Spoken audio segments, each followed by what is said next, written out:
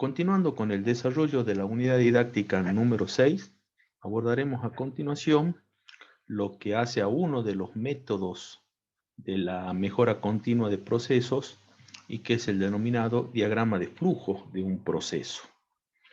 Como bien sabemos, un proceso no es otra cosa más que una secuencia ordenada y relacionada de forma lógica de un conjunto de etapas o de actividades, con las cuales se pretende lograr un determinado resultado a partir de ciertos elementos o insumos de entrada. El diagrama de flujo es una forma realmente sencilla de poder graficar un proceso y, tal como ya hemos visto en métodos anteriores, la utilidad de una representación gráfica es que permite hacer un análisis más detallado, es más explicativo y por lo tanto brinda mejores posibilidades de poder diagramar de mejor manera.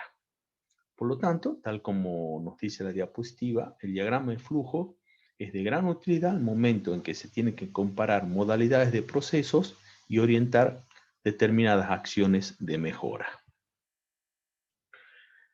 Para ello, para poder realizar el diagrama de flujo, va a ser necesario conocer algunos símbolos, ¿sí? De una manera análoga, si se quiere, hacer la comparación. Recordarán ustedes cuando estudiamos en primer año los organigramas, que debimos estudiar y aprender una serie de símbolos, los rectángulos, las líneas, en fin, no demasiados, pero que tienen un significado, una simbología y que se plasman en el organigrama.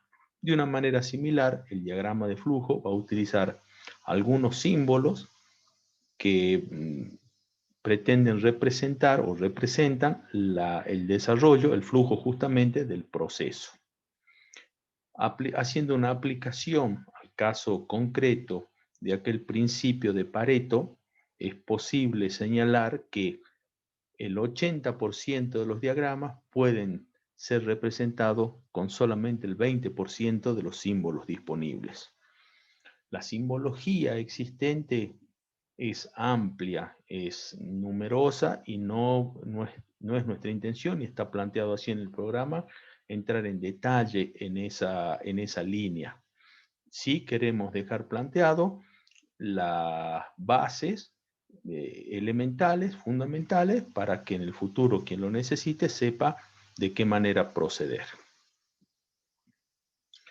Acá están apareciendo los símbolos, ¿verdad? Esos son los símbolos con los cuales se va a desarrollar la gráfica del flujo de un proceso. Y lo que cada uno de esos símbolos representa es lo siguiente. El primero, esa especie de rectángulo pero con lados redondeados, marca el inicio o la finalización del proceso. El rectángulo típicamente representa una operación, ¿sí? Una actividad concreta, una tarea concreta. El rombo representa una decisión o incluso un control y decisión, ¿sí? Un cotejo de documentación o una decisión en particular. El símbolo que está a continuación, que es una suerte de rectángulo, pero con la base distinta, con una base no uniforme, no recta, representa uno o más documentos. Cuando sean más, vamos a ver cómo los hacemos aparecer. El cilindro representa una base de datos y finalmente las flechas nos van a mostrar cuál es la dirección que va siguiendo el flujo del proceso. Podemos decir que existen varios tipos de diagrama de flujo e incluso dentro de las normas IRAM, que es el Instituto Argentino de Racionalización de Materiales, hay normas aprobadas para aplicación en casos específicos y en una amplia variedad de símbolos y de normas cómo aplicarse. No entramos en esas consideraciones. Sencillamente vamos a graficar algunos procesos a través de esta pequeña cantidad de simbología. Y nos vamos a dedicar a ver los casos o el caso del diagrama de flujo simple, que solamente utiliza ese listado, ese breve listado de símbolos al que recién dimos a conocer. El caso que vamos a simbolizar, hay que explicarlo para que todos tengamos verdadera dimensión, nos ubiquemos bien en el tema que estamos planteando. Se trata de la habilitación municipal de un comercio. Probablemente muchos lo entiendan, lo comprendan o hayan tenido alguna experiencia, pero no necesariamente es lo que sucede con la mayoría de los estudiantes. Entonces los explicamos. Los comercios, cualquier tipo de comercio, desde el más sencillo y pequeño hasta el más grande y sofisticado de las actividades comerciales o industriales, necesita para poder trabajar, para poder operar legalmente una habilitación del municipio. Esa habilitación que forma parte de las potestades que los municipios tienen respecto de las actividades comerciales, es imprescindible porque a través de esa certificación, esa habilitación que hace el municipio, se constata que se cumplan determinadas normas, normas legales, normas reglamentarias, normas que hacen a la seguridad, a la salubridad, a la higiene, al impacto ambiental, etcétera.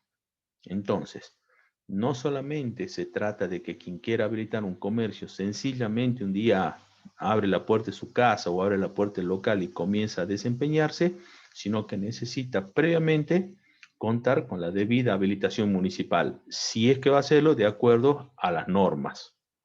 No hacerlo de acuerdo a normas, primero, que es una inconducta legal, segundo, que a breve plazo se lo van a clausurar. Bien. Hecha esta necesaria aclaración de la imprescindible realización del trámite para habilitar un comercio, la habilitación se gestiona en alguna de sus etapas con la concurrencia física de la persona, del interesado o de alguien a quien el interesado delegue esa tarea y lo, con la autorización es pertinente en el ámbito del municipio. Y va a tener que presentar una serie de documentación, cumplir con unos requisitos que son las exigencias normativas y reglamentarias. Ese proceso, desde que el interesado se presenta a la municipalidad a realizar los trámites hasta que tiene la certificación habilitante para poder dar inicio a su actividad, es lo que acá vamos a intentar representar.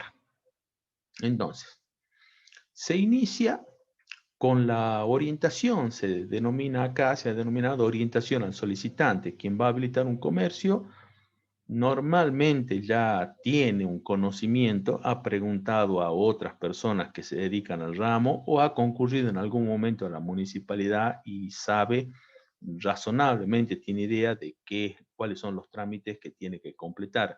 De lo contrario, concurre al municipio y en el municipio dirá que quiere habilitar un comercio de tal o cual actividad, de tal o cual rama, y en el municipio le dirán cuál es la normativa que tiene que cumplir.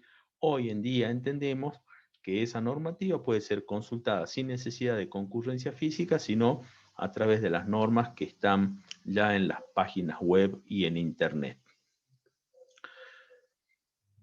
Acá ya se está dando por sentado que la persona, el solicitante, el empresario o a quien tenga autorización para hacer la gestión, ha conseguido toda la documentación o supuestamente toda la documentación que se le requería y lo presenta entonces en la municipalidad, donde habrá una persona que le recibirá esa documentación y cotejará, ¿sí? Es una operación de control allí y habrá que tomar una decisión si la documentación que está presentando la persona es la que corresponde de acuerdo a las normas de aplicación al caso. Una respuesta posible es que sí esté de acuerdo a la normativa, a las reglamentaciones vigentes, entonces la persona, el solicitante, tiene que ir a hacer el pago de una tasa o de un derecho, como se llama, ¿verdad? Porque la actuación del municipio, en este caso, o de cualquier otra institución, de cualquier otra entidad, conlleva un pago en concepto de tasa. Entonces, si la documentación presentada está de acuerdo a las normas, y si la respuesta es sí, va a pagar lo que corresponda por caja. Si la respuesta fuese no, en principio el texto dice que finaliza allí la actuación. También podríamos pensarlo, y sería igualmente válido, que si la respuesta a la pregunta si la documentación está acorde a normas es no, es decir, le falta alguna documentación, no está correctamente llenado los formularios o hay algo que está incompleto, la respuesta es no, es que se vuelve al paso o a la actividad de orientación al solicitante. Es decir, se le dice, señor, falta tal cosa, vaya y complete. ¿Mm? Bueno, vamos a seguir el camino de que si la respuesta es sí, entonces se pagan los derechos respectivos, las tasas respectivas en caja. Luego vuelve la persona con la documentación y con la constancia del pago de los derechos, un asesor, esto es un empleado, una persona que atiende en la municipalidad, verifica que estén pagados los derechos, verifica que firme una declaración jurada, que el presentante firme una declaración jurada y le asigna lo que en el ámbito de la administración, de toda la administración pública, es una suerte de DNI de la tramitación, ¿sí? Así como las personas tenemos documento nacional de identidad para identificarnos, en el ámbito de la administración pública, una especie de DNI es el número de expediente. Con ese número queda registrado y queda identificado de qué trámite se trata, quiénes son los solicitantes, es decir, toda la información necesaria para estar en conocimiento de qué gestión se está llevando adelante. Como verán allí, surgen declaraciones juradas, un original y una copia seguramente, por eso es que se las grafica de esa manera. Luego otra persona de la municipalidad, alguien con un rango más elevado, seguramente que la persona que lo atendió en primera instancia, un coordinador, recibe el expediente ese. El expediente es un legajo con unas cuantas hojas, con las hojas que lo van conformando, ¿verdad? Eso es todo. Tiene una carátula, el expediente, una tapita de cartón generalmente, y allí se ponen los datos esenciales en la tapa. Y luego en la carátula tapa, y luego toda la documentación que va conformando ese legajo es lo que se denomina el expediente. Ese expediente llega al coordinador y comunica a los inspectores una orden de inspección. Veamos, una inmensa cantidad de actividades comerciales, la inmensa mayoría se desarrolla en un lugar físico, ¿verdad? Se desarrolla en un lugar físico. Ese lugar físico debe reunir ciertas condiciones de seguridad, de higiene, de salubridad, etcétera. Seguridad en cuanto, por ejemplo, a que ha de tener algún tipo de extintor frente a posibilidades de incendio, a que las instalaciones eléctricas sean correctas, y esa seguridad, esa certeza se tiene solamente cuando los inspectores concurren al domicilio, al lugar físico, y verifican que esté acorde a lo que la normativa exige. Entonces, ahora, como no podemos seguir hacia abajo, la flechita nos indica que sigue allí. Los inspectores concurren a hacer la inspección integral del establecimiento. Insistimos con esto, puede ser desde el más modesto y pequeño comercio en un barrio hasta el más complejo y grande establecimiento industrial o comercial. En todos los casos corresponde la inspección ocular. Los inspectores concurren y tienen que elaborar un informe.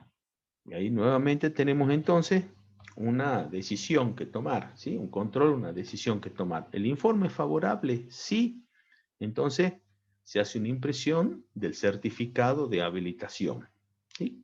Es la constancia de que ha cumplido con la reglamentación y el certificado de habilitación se emite. Surge un documento que es el certificado de habilitación.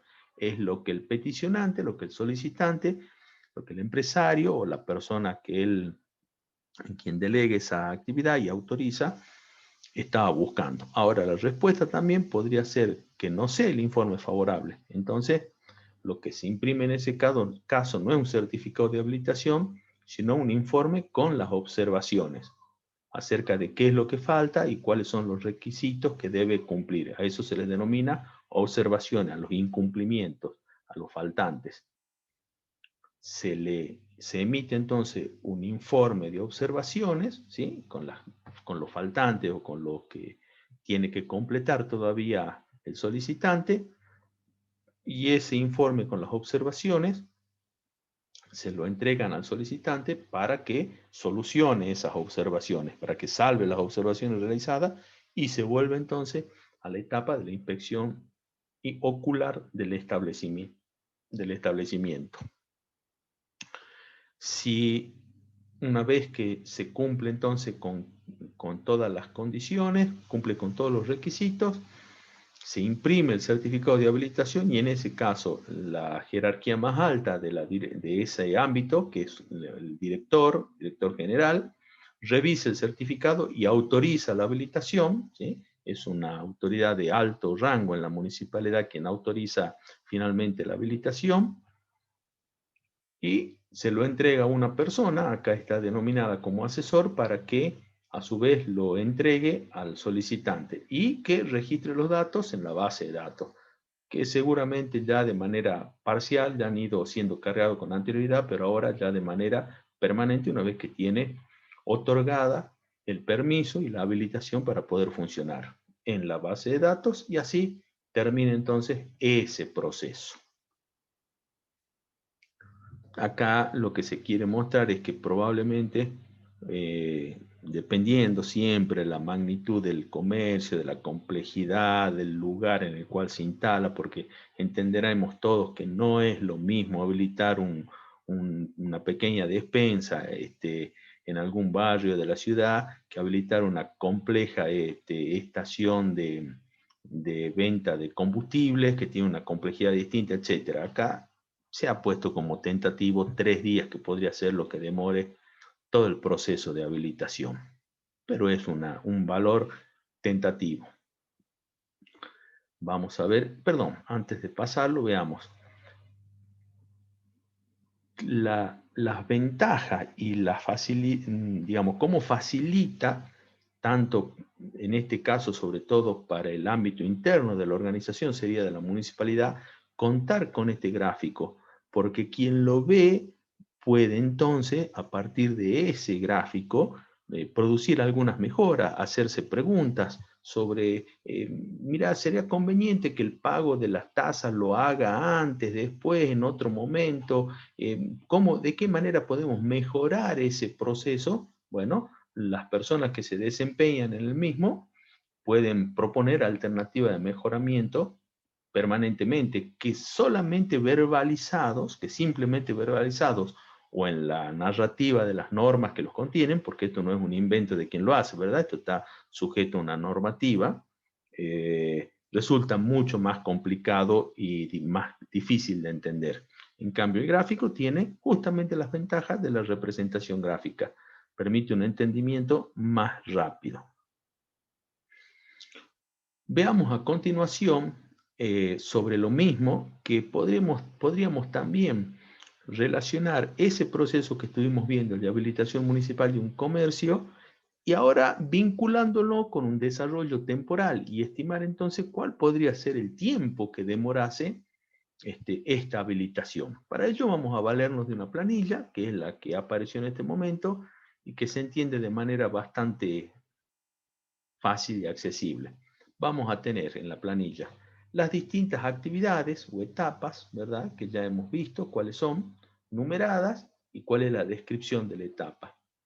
Los símbolos que componen los distintos pasos que se van cumpliendo y una última columna donde se agrega el tiempo, ¿verdad? La planilla, si no tuviese el tiempo, es una planilla que presenta el proceso que vimos hace un momento, lo presenta de otra manera, de una manera distinta. Se le agregó la columna esta de tiempo que nos va a permitir entonces tener una aproximación o hacer unos cálculos respecto de cuánto podría demorar el proceso. Entonces, primeramente listamos las diversas actividades que no son más que otras que las que hace un momento vimos al hacer el diagrama de flujo. Este es un complemento, llamémosle, de lo que el diagrama de flujo muestra. ¿Sí? Están las distintas actividades numeradas para tener un orden. Y ahora veamos cómo cómo se completa y cómo ayuda esta definición o estimación respecto de los tiempos. El empresario solicita la habilitación, allí comienza, da inicio el proceso. A continuación, se le hace un asesoramiento, si es que eso es lo que solicita el empresario o el solicitante, la persona autorizada, es una actividad, ¿verdad? Por eso aparece el punto allí y a través de una línea se va siguiendo el orden, ¿eh? Se va vinculando cuáles son las distintas actividades, los pasos que se va siguiendo. A continuación venía la adecuación a normas. Hay una decisión, por eso está en la columna en que está encabezada por el rombo. A continuación había que pagar los derechos. Bueno, vamos siguiendo lo que era el flujo del proceso, pero en otra forma gráfica. El asesor verifica, firma la declaración jurada y otorga número de expediente. El coordinador comunica a los inspectores la orden de inspección. Son todas actividades o tareas. Se procede a la inspección ocular integral del establecimiento. Luego de allí hay que ver si hay una decisión de informe favorable o no. Este tiene otras características, desde luego esta representación gráfica. Si es no, acá no hay muchas posibilidades de cómo representarlo, ¿verdad? Se prepara el certificado de habilitación, estamos suponiendo que sí se habilitó. Posteriormente, la dirección refrenda el certificado y autoriza la habilitación. Y finalmente se le entrega el certificado al empresario o al solicitante y se registra en la base de datos. Por eso es que aparece en la columna de la base de datos. La columna encabezada por la base de datos. Y allí entonces se cierra el proceso en el símbolo que corresponde tanto a inicio como a cierre. Nos queda una suerte de perfil allí, ¿verdad? Que después podría compararse con otras maneras de organizar quizás el mismo proceso de formas distintas. Y acá dijimos, le habíamos añadido, o aparece añadido en este cuadro, en esta tabla, una columna relativa al tiempo. Estas son solamente estimaciones, ¿verdad? No necesariamente se condicen con la realidad y ese es uno de los problemas cuando se hacen cosas solo en el laboratorio, ¿no? En el escritorio, sin tener en cuenta la realidad, que podría ser o no este caso. Entonces, el tiempo necesario en la actividad 1, donde el empresario solicita habilitación, se dice que podrían ser 5 minutos. El asesoramiento, 20 minutos, etcétera, etcétera, van apareciendo los plazos en los cuales podrían eventualmente cumplirse las distintas actividades que integran este proceso, ¿verdad? Entonces, se le va asignando, en teoría, un tiempo a las distintas actividades. Por ejemplo, la inspección ocular del establecimiento llevaría 4 horas, la decisión de informe 10 minutos, la preparación del certificado en 15, etcétera. Y si todo fuese así, el certificado y el proceso de habilitación podría estar con un tiempo máximo de 24 horas, o sea, en el día. Pero claro, eso es si todo fuese así. No todos los solicitantes tienen todos los papeles en regla. Las visitas que deba realizar probablemente sean más de una porque no tiene la documentación completa. Por otra parte, las personas en el municipio, si alguien concurrió al municipio o a otra organización, ya sea pública o privada, no están esperando todos que llegue uno en particular. De estos trámites se hacen varias decenas diariamente y por allí no hay la cantidad de empleados suficientes, etc. Pero, pese a ello, acá lo que se dice es el tiempo máximo del proceso podría demorar 24 horas. Con prescindencia de la demora, es una herramienta que puede ayudar realmente a mejorar la calidad en la gestión de los procesos.